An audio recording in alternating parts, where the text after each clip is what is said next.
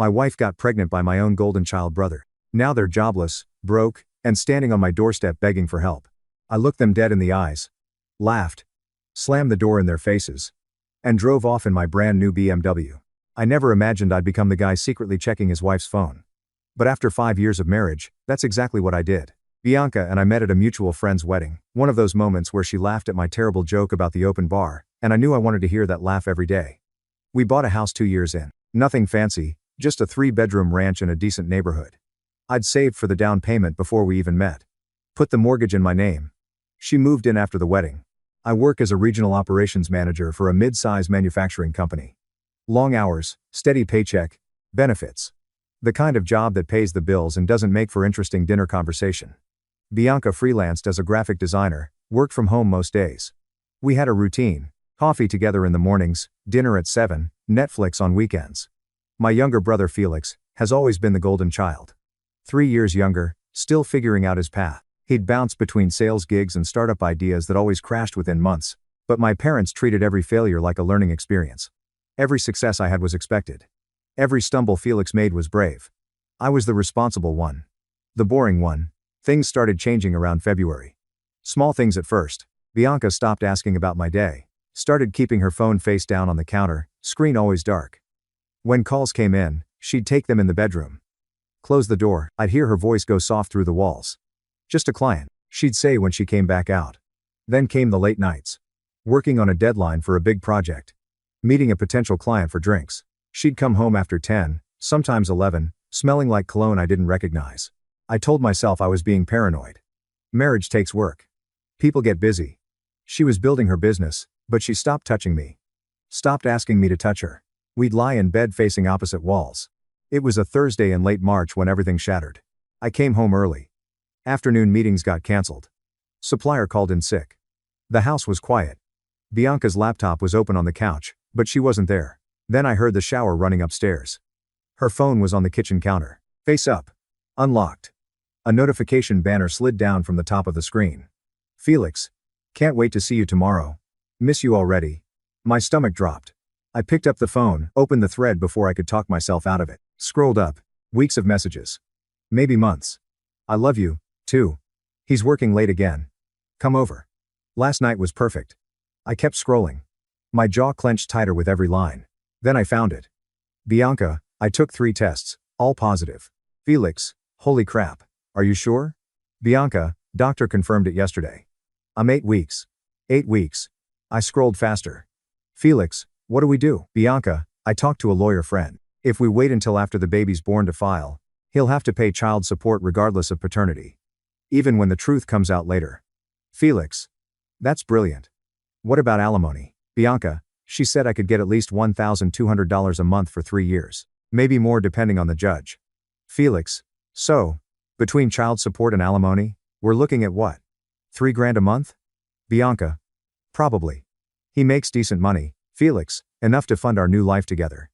I almost feel bad. Bianca, don't. He'll survive. He always does. My vision tunneled. I kept reading. Felix. When do we tell him? Bianca.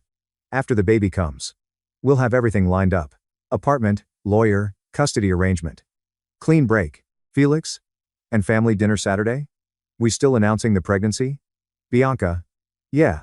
See how he reacts. If he suspects anything, we'll know. Felix. He won't. He's clueless. Bianca. I know. That's what makes this so easy. I heard the shower shut off upstairs. I put the phone back exactly where I found it. Walked into the living room. Sat down on the couch. Stared at the wall. Footsteps on the stairs. Bianca appeared in the doorway. Hair wet, wrapped in my bathrobe. She smiled when she saw me. Hey, babe. Didn't hear you come in. Meetings ended early. She walked over, kissed the top of my head. Want to order Thai tonight? I'm exhausted. Sure. You okay? You look tense. Just tired. Long week. She squeezed my shoulder and disappeared into the bedroom to get dressed. I sat there on that couch, in the house I bought, paying the mortgage on the life I built. The family dinner was Saturday. 2 days away. I had 48 hours to decide. Do I confront them now, or do I sit at that table and watch them announce my wife's pregnancy while my brother smiles in my face? I chose the second option. Friday passed in a fog. I went to work, came home. Acted normal. Bianca kept glancing at me over dinner like she was waiting for something, but I gave her nothing. Just nodded when she talked about her design projects. Asked basic questions. Cleared my plate. Saturday morning. She was nervous. Changed outfits 3 times. Settled on a loose navy dress that hid everything. Do I look okay? She asked. You look fine. The drive to my parents' house took 20 minutes. Bianca spent most of it on her phone, texting. I didn't need to guess who. Felix's car was already in the driveway when we pulled up. Black Mazda with a dented bumper and expired registration tags. He'd borrowed money from Dad to fix it 6 months ago. Never did. Inside. Mom was pulling a pot roast from the oven. The house smelled like rosemary and garlic. Dad was in his recliner watching a basketball game. Felix was sprawled on the couch with a beer, grinning like he'd already won something. There he is. Felix called out. How's corporate life treating you, big brother? Same as always. Still grinding away, huh? Must be exhausting. Someone has to pay the bills. He laughed. Bianca shot him a look. He took another sip of his beer. Dinner was served at 6. Mom's pot roast, mashed potatoes, green beans. Dad said grace. Everyone dug in. The conversation was typical. Dad asked about work. I gave him the standard update. Mom asked Bianca about her design clients. Felix talked about some new business opportunity he was exploring. Import-export. Cryptocurrency. Something vague that would collapse in 3 months. I watched them. Really watched them. The way Felix's eyes kept drifting to Bianca. The way she'd smile at him when she thought no one was looking. The way my mother hung on his every word while barely acknowledging mine.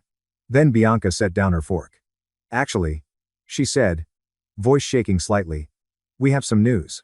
Mom's head snapped up. Oh my God. Are you? I'm pregnant. The table exploded.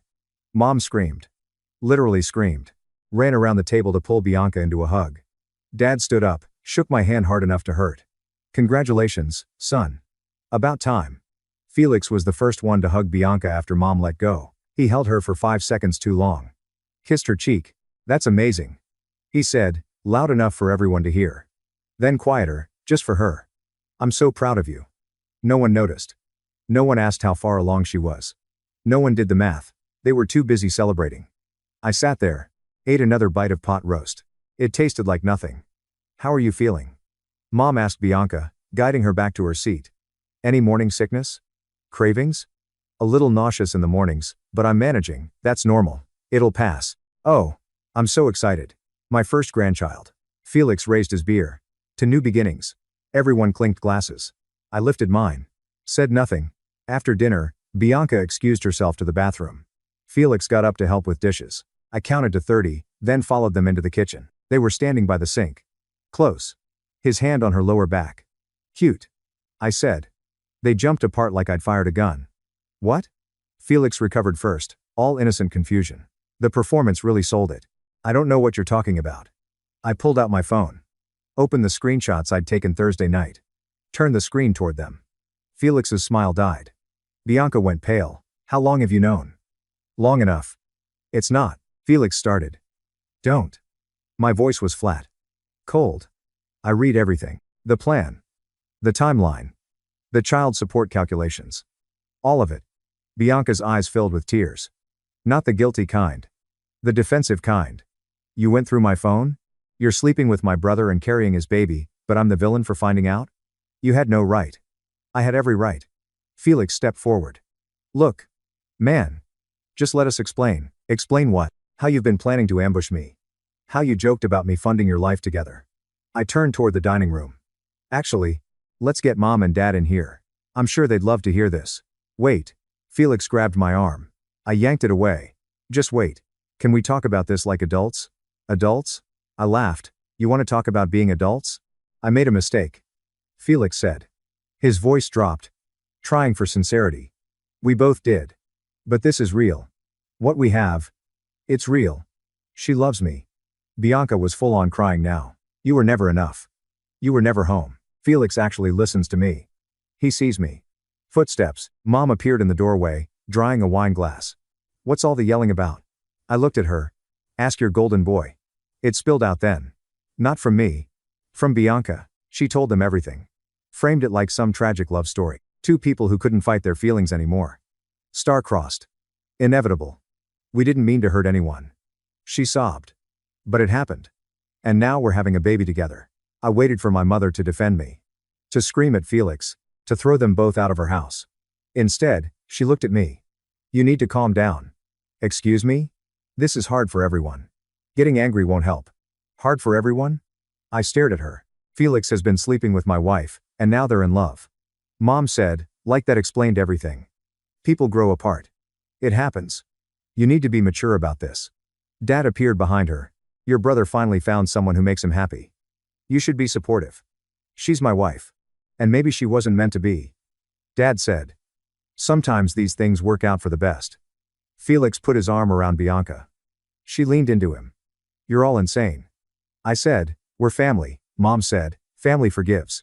Family moves forward. I looked at each of them. My parents. My brother. My wife. Then I walked out. Got in my car. Drove home. Sat in the driveway for an hour. Monday morning, I called a divorce lawyer. The proceedings took 4 months. Bianca's attorney painted me as controlling, emotionally distant, borderline abusive. My own mother testified on her behalf. Said I never showed affection. That I was always working, never present. Felix played the hero, claimed he only got involved because Bianca needed emotional support. I lost my car in the settlement. Had to sell it, split the cash. The judge ordered alimony. $1,200 a month for 3 years. California's a no-fault state, my lawyer explained. Infidelity doesn't impact the ruling, but I kept the house. Pre-marital asset. Deed in my name. Title clear. They fought for it hard. Bianca's lawyer argued she'd contributed to the household, deserved equity. The judge disagreed. When the papers were signed, I stood outside the courthouse and looked at that document. Everything I'd lost listed in black and white. Everything except the one thing that mattered. I still had the house. Felix moved into Bianca's new apartment the day after the divorce was finalized. I know because Mom called to tell me. Said they were starting fresh and I should wish them well. I hung up on her. That was the last conversation we had for 2 years. I blocked all of them that night. Mon, Dad, Felix, Bianca. Changed my number the next morning. Deleted every social media account I had. Facebook, Instagram, LinkedIn, all of it. If they wanted to reach me, they'd have to show up in person. Mom tried anyway, called my work 3 times in the first week. My assistant learned to screen her out. Your mother's online too again. She'd say, tell her I'm unavailable. She says it's urgent. It's not. The voicemails piled up. I never listened to them, just deleted them in batches every few days. 17 messages. 23, 31. Eventually, they stopped coming.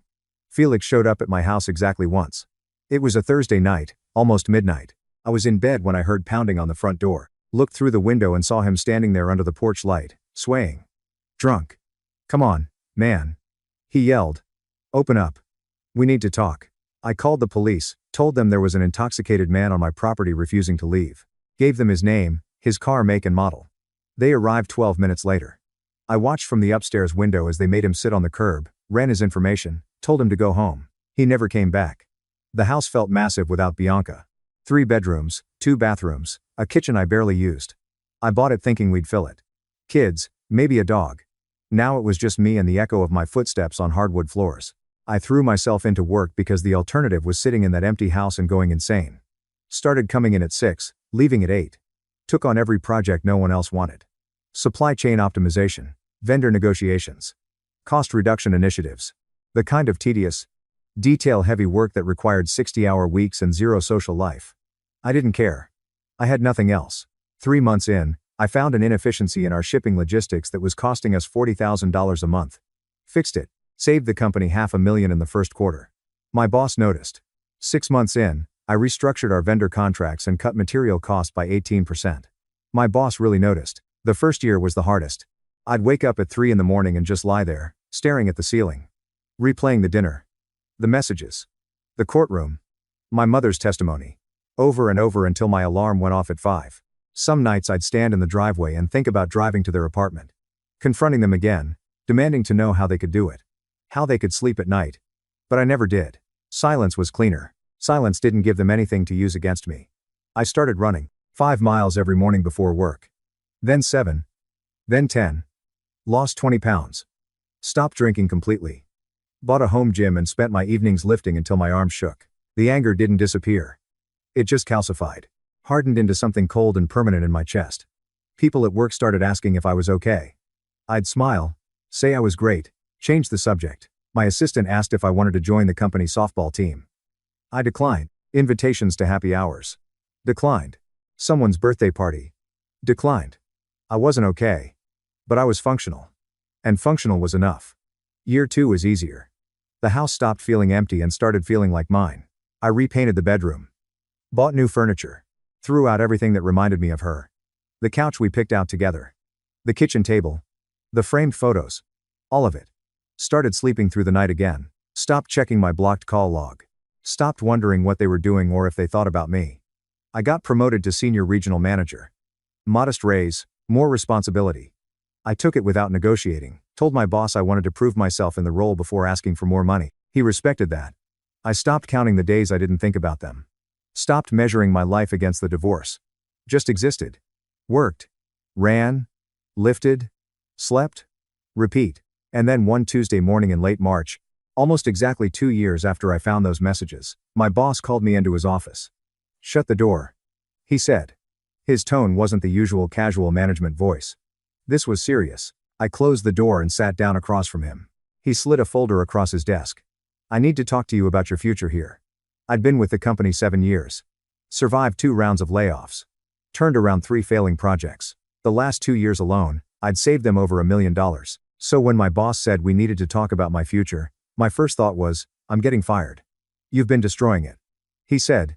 "Senior regional manager isn't big enough for what you're capable of." I opened the folder. Job description on top. Director of Operations, Western Division. You'd oversee 6 facilities. Report directly to the VP. We're talking major strategic decisions, budget authority, team building. He leaned back in his chair. "It's a big jump. But you've earned it." I scanned the compensation page. $140,000 base salary. Performance bonuses up to 20%. Stock options. 40% more than I was making now. "There's one more thing," he said. He pulled out a set of car keys. BMW logo on the fob. Company car. 5 Series. Fully loaded.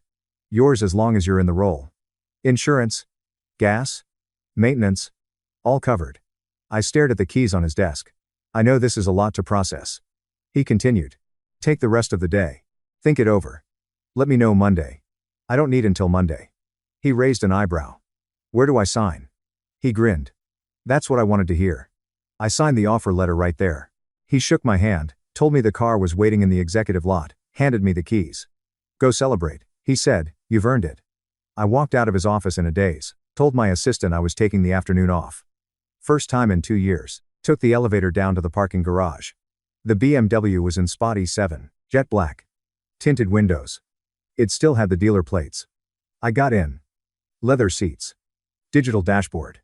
It smelled like success and new beginnings. I drove straight to the dealership, signed the paperwork transferring it to my name as a company vehicle. Then I just drove. Took the scenic route along the coast, windows down, letting the engine purr.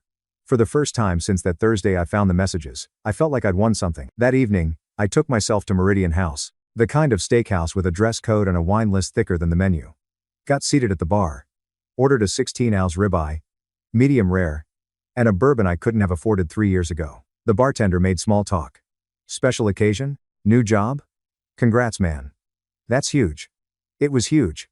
I'd rebuilt everything they tried to take from me. Better than before. After dinner, I stood in the parking lot next to the BMW.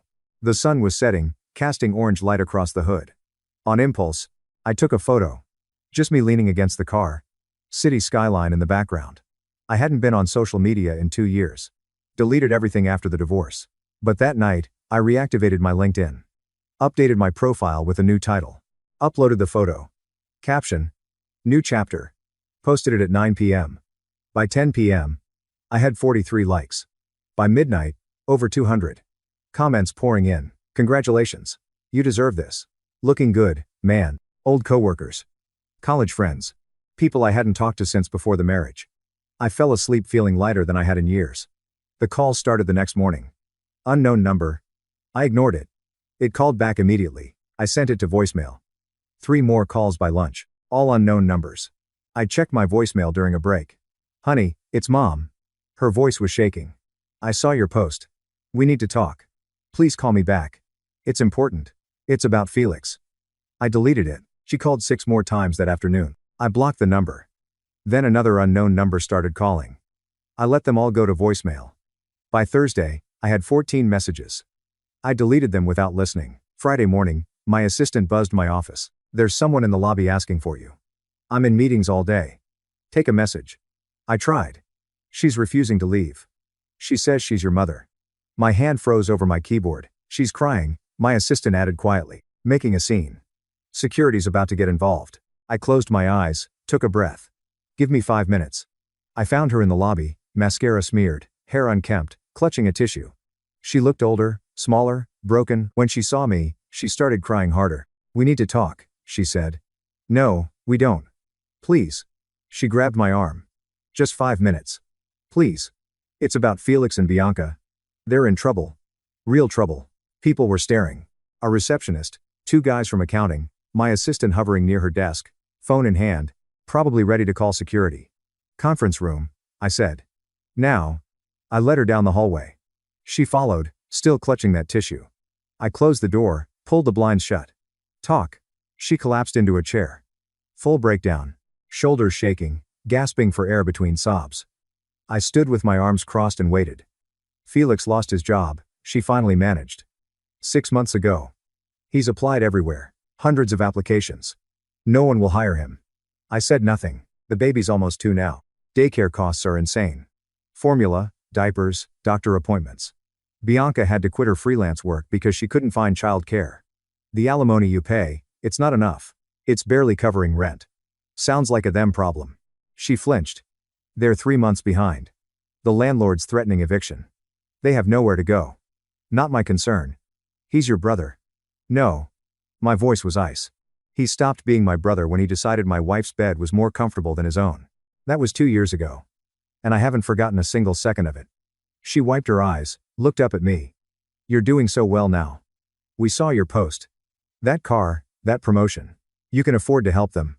You testified against me in court. What? The divorce proceedings. You sat on that stand and told the judge I was emotionally distant. Never showed affection. Made Bianca feel neglected.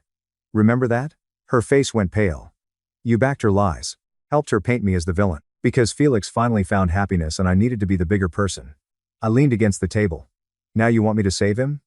We were wrong, she whispered. I was wrong. I should have supported you. But they're desperate. Your nephew is innocent in all of this. He's not my nephew. He's Felix's kid. Please. She stood up, grabbed both my hands. Hers were shaking.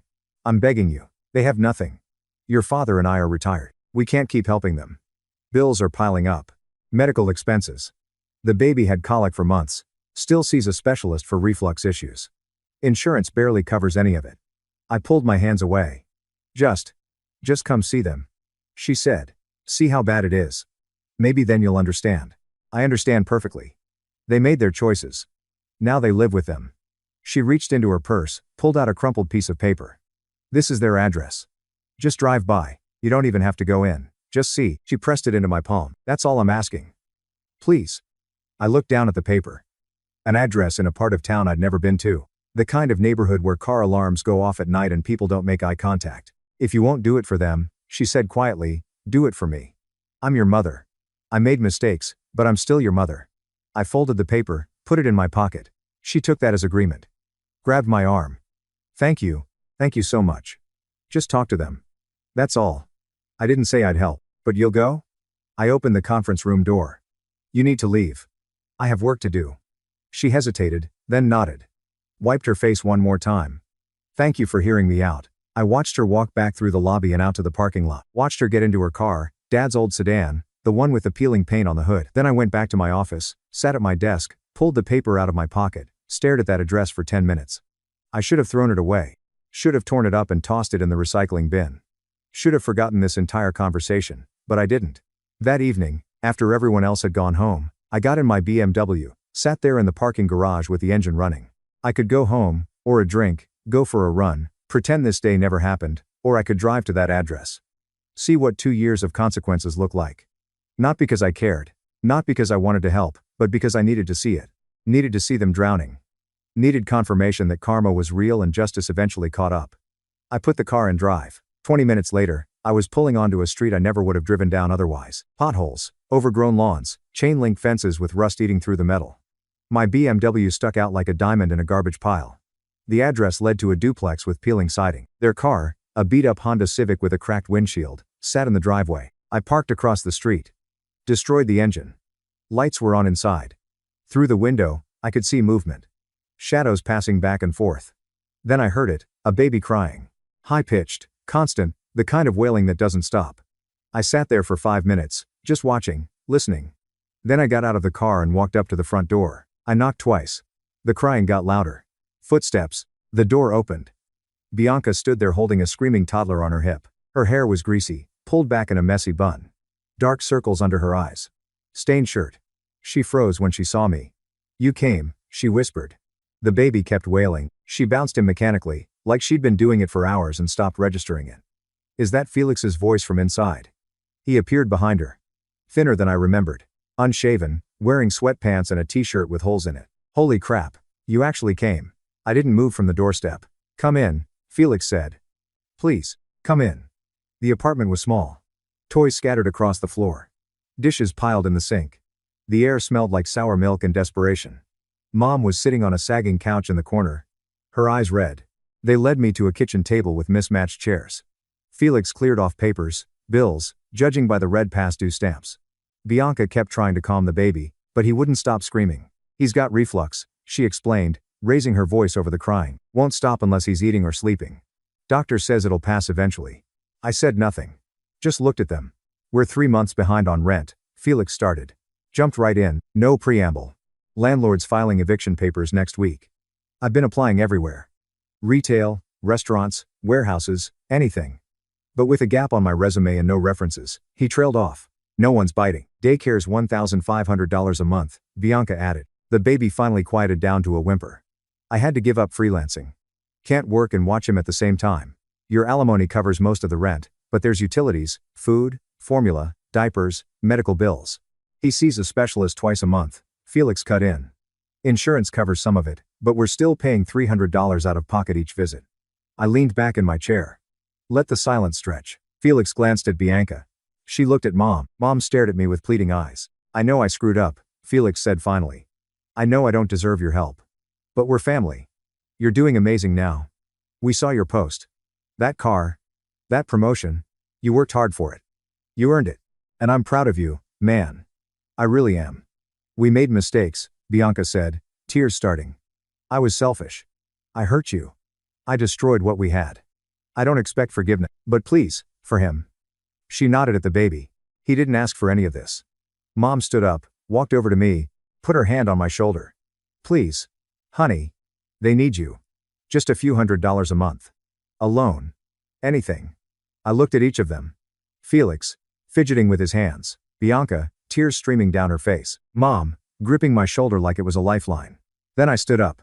"Wait," Felix jumped to his feet. "Where are you going?" I walked to the door. "Please." Felix followed me. "Just think about it. You don't have to decide now, just consider it." I opened the door. It was pouring outside. Rain hammering the pavement, flooding the gutters.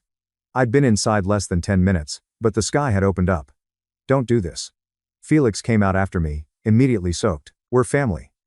I walked toward my BMW, heard Bianca and Mom come out onto the porch, staying under the small overhang. "He's your brother," Mom shouted over the rain. I reached the car, looked back. Felix was standing in the middle of the street, rain plastering his hair to his forehead, t-shirt clinging to his frame. Bianca was crying on the porch, still holding the baby, trying to shield him from the spray. Mom had both hands on the railing. "Please," Felix said, water running down his face. "I'm begging you." I unlocked the car, opened the door, and smiled. Not a big smile. Just a small one. Cold.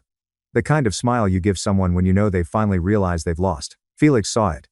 His face crumpled. "Don't. Please don't." I got in, closed the door, locked it. Felix ran to the window, banging on the glass. "We're sorry." "I'm sorry." "Please." I started the engine. The purr drowned out his voice. Bianca screamed something I couldn't hear. Mom was sobbing. I put the car in drive. Felix slammed his hands on the hood. "Don't leave us like this." I drove forward slowly. He had to jump back. In the rearview mirror, I watched them. Felix on his knees in the street, water pooling around him. Bianca collapsed on the porch steps. Mom clinging to the doorframe. They got smaller. Smaller. Gone. I drove home in silence. Parked the BMW in my driveway. My house. The one they couldn't touch. The one thing they never took from me. Inside, I poured myself a drink. Sat on my couch. The one I'd bought after throwing out everything that reminded me of her. They'd made their choice. Celebrated my destruction. Testified against me. Took my money, my car, my dignity, and now they wanted me to save them. Family, she said. They were never my family. That night, I slept better than I had in 2 years. They'll figure it out. Or they won't.